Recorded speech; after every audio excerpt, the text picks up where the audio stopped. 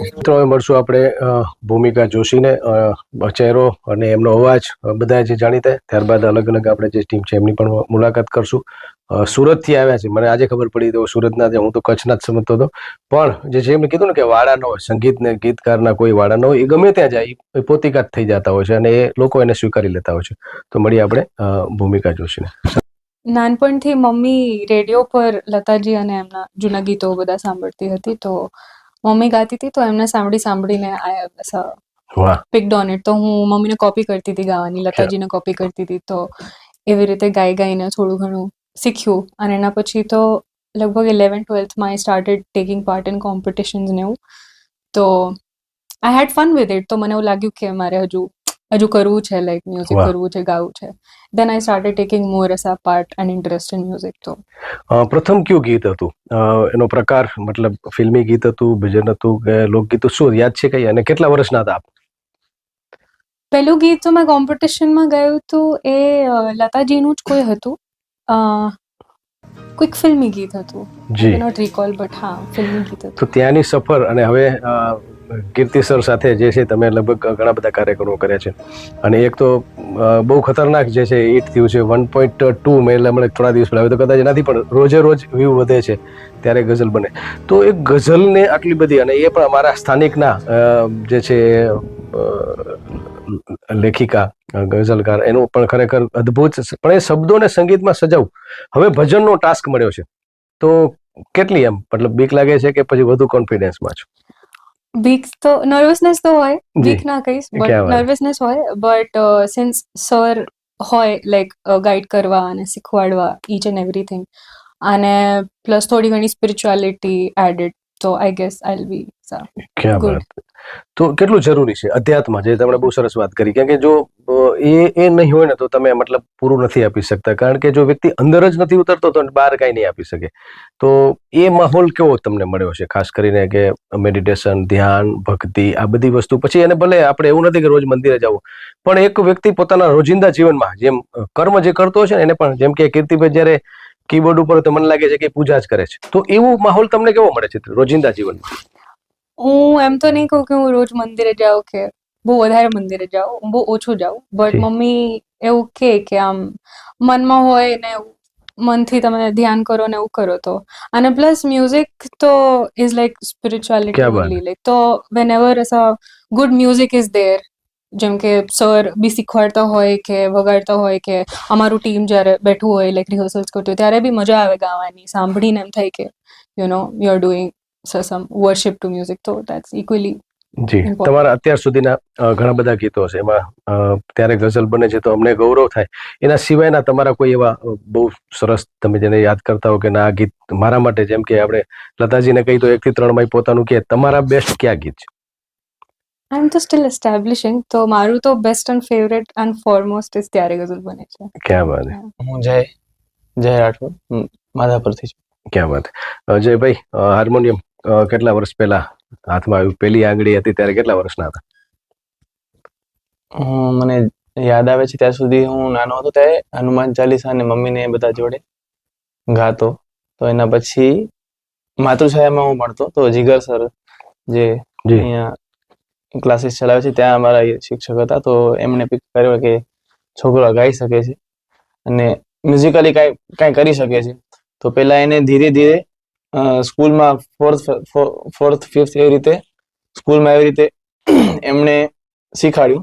Than પછી જીગર સરે જ કીધું કે તું બેઝિકલી શીખવાનું ચાલુ કર, ક્યાં વાત કરી શકીશ તું. તો પછી મારા દાદા મને માધાપરમાં સર છે, જાદવજી પટેલ, બ્લાઇન્ડ છે, એના પાસે મારી ફોર્મલ ટ્રેનિંગ થઈ. વાહ. એનામાં કહી એવું શકાય કે પાયો ત્યાં ઘડાયો મારો, અને ઉપરની ઇમારત કીર્તિ સર પાસે ચડાઈ ગઈ. ક્યાં વાત હે. તો જયભાઈ, મારે વધુ નહીં, કારણ કે તમે સંગીતના માણસો છો એટલે ઇન્ટરવ્યુ તો તમારો લેવાય નહીં, પણ મારે ખાલી વાતો જાણવી છે કે હવે તમારી જે મજલ જે છે ઘણું બધું તમે કરી શકશો, કારણ કે હજુ ઘણા બધા વર્ષો તમારી પાસે છે. કેટલું શીખ્યા છો, અને ભવિષ્યમાં એમના માધ્યમથી હજુ ઘણા પ્રયોગ, કારણ કે આ પ્રયોગશીલ સંગીતકાર છે, હું એમ કહીશ, નવા પ્રયોગો કરે છે, તો શું નવું આપવું છે? નવું આપવું એ તો આઈ ડોન્ટ નો, નસીબ જ્યાં પણ લઈ જાય. ક્યાં વાત. પણ એટલું મેં પહેલાથી નક્કી કર્યું છે કે જે પણ કરું છે સારું મ્યુઝિક કરવું છે, વેટ નથી વાળવી. ક્યાં વાત, વાહ વાહ, બહુ મજા આવી ગઈ. એના કારણે જ એ મારું પહેલાથી મનમાં હતું, એના કારણે જ એવા લોકો મળતા રહે છે. અને જે એવા લોકો હોય કે જે વેઠ વાળતા હોય છે એનાથી ઓટોમેટિક દૂર થઈ જવાય છે. ક્યાં વાત. અને એ સ્વભાવ છે, કારણ કે સાગર જે છે ને એ કોઈ પણ પોતાની અંદર કચરો નથી રાખતો. એ સીપ હોય કે કોઈ પણ વસ્તુ, એ કાંઠા ઉપર ધકેલી દેતા હોય છે. એટલે તમારી યાત્રા તમને સારા લોકો સુધી પહોંચાડી જ દેશે. જ્યારે આપણે જે છે ને એ આપણી પસંદગી હોય છે. અજયભાઈ, ભૂમિકા મેડમ જે છે એમને પણ માતા પિતાના ખૂબ, કારણ કે એના મમ્મીને સાંભળીને તમારા રોલમાં પણ જે પરિવારનું છે, આજના યુથને શું સંદેશ આપશો? કારણ કે મને યાદ છે ત્યાં સુધી વડીલો પાસે જે આપણે વાર્તાઓ, સ્ટોરીઓ મળતી હતી, એમની પાસેથી જે હારડાના સંગીત જે સાંભળતા હતા, એ પછી આપણે નથી મળતા. તો પરિવારનો રોલ એક જૈનજી તરીકે, કારણ કે તમારી ઉંમર પણ બહુ નથી, તો હું કહીશ કે યુથને શું મેસેજ આપો છો કે પરિવાર કેટલો મહત્વનો છે? પરિવાર છે તો બધું છે. ક્યાં વાત. તો મિત્રો, પરિવાર છે તો બધું છે. અને એકવાર તમારા ઘરમાં વડીલ હોય, દાદા દાદી, નાના નાની, કોઈ પણ તમારા મોટા બાપા, એના સાથે બેસજો. કારણ કે એમની પાસે જે સંગીત છે, એમની પાસે જે વાર્તાઓ છે, એ જીવનભર, કારણ કે પાયો જે છે ને એ બહુ મજબૂત છે. ઇમારત કીર્તિભાઈ ત્યારે જ ચણી શક્યા કે જો પાયો મજબૂત ન હોય, એની અંદર કામારાઈ પાણા ન હોત. કીર્તિભાઈ, આપણે પટેલની ભાષામાં વાત કરીએ, કડિયા ગામની, તો કામારાઈ પાણા હોય ને તો જ બિલ્ડિંગ મજબૂત થાય. એટલે પાયો બહુ મજબૂત છે. દરિયાનો કિનારો એટલે સાહિલ, અને એવા જ સાહિલને આપણે મળવા જઈ રહ્યા છીએ. માંડવી જે છે ને એની તાસીર અલગ છે.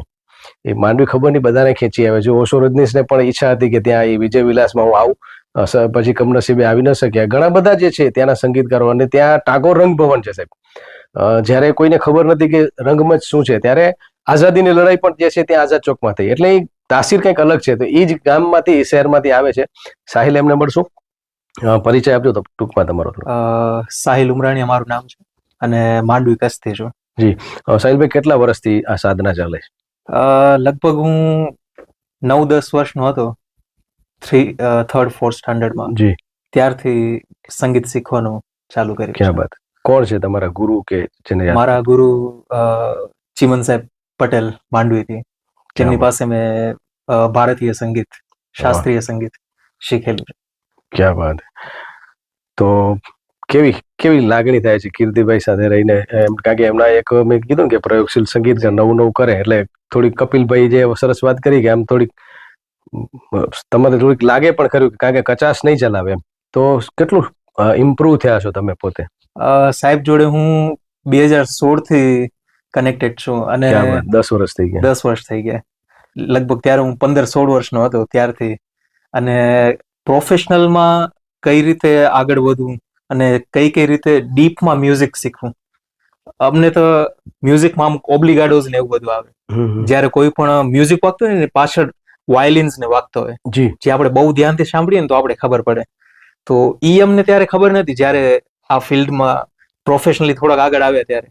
પછી સર જોડે અમને લાવો મળ્યો પરફોર્મ કરવાનો, ત્યારે ધીમે ધીમે આવું બધું ડીપમાં મ્યુઝિક શું, એનામાં શું બારીકાઈ હોય, એ બધું સર પાસેથી શીખવા મળ્યું. અને કોઈ પણ મ્યુઝિક સાહેબ કમ્પોઝર છે એટલે એમના જોડે જે કોઈ પણ નવું મ્યુઝિક બનાવે કે કેવી રીતે કરવું શું, એ બધું અમને શીખવા મળે. ગુસ્સો કરે કે બહુ. અને એના લીધે જ ડિસિપ્લિન અમે રહી શક્યા છીએ. એ બાજુ અમને જોવા નથી મળ્યું, કારણ કે અમારી સામે હસતા જ હોય છે. કેટલા સમયથી ગાવ છો? ગાવાનું તો 2007 થી, પણ સ્કૂલમાં ને એવી રીતે નાના પાયે. જી. પછી ક્લાસિકલ થોડું ઘણું શીખેલું, અને વચ્ચે લાઈફમાં ઉતાર ચઢાવ આવે એટલે 10 વર્ષનો ગેપ આવી ગયો. 1 વર્ષ બાકી હતું શીખવામાં. પછી સર સાથે કોન્ટેક્ટ થયો અને મ્યુઝિક ઓલમોસ્ટ મુકાઈ જ ગયું હતું. પણ પછી કહેવાય ને કે આમ હામ મળી કે ના, કરવું જ છે મારે, એટલે વળી પાછું મેં ચાલુ કર્યું. 1 વર્ષ જે બાકી હતું એ શીખવાનું. ને હવે સંગીત વિશારદ છું અને કોલેજમાં જ શીખવાડું છું. ક્યાં વાત. તો આમાં આજે જે છે ભજન નું જે છે આખું આયોજન કર્યું છે, એક નવો પ્રયોગ કર્યો છે, તો એમાં તમારી શું જે છે રચનાઓ હશે ને કેટલા ઉત્સાહિત છો એના બાબત? ઉત્સાહ તો બહુ છે, કારણ કે આવું ફર્સ્ટ ટાઈમ આવું થવા જઈ રહ્યું છે, એટલે ઉત્સાહ તો બહુ છે. ક્યાં વાત. શું કરશો કીર્તિ સર માટે, જે તમારી લાગણી, ફિલિંગ, કેટલું શીખ્યા છો અને ભવિષ્યમાં હજુ શું આયોજનો? ગુરુ છે એટલે શીખવાનું તો અવિરત શીખવા મળ્યું છે. અને એઝ અ પર્સન પણ ઘણું બધું શીખવા મળ્યું છે. એવું નહીં કે ખાલી મ્યુઝિશિયન્સ. સૌથી વધુ ડાઉન ટુ અર્થ એમની જે પર્સનાલિટી છે એ બહુ ગમે મને. એમાંથી ઘણું બધું શીખ્યું છે.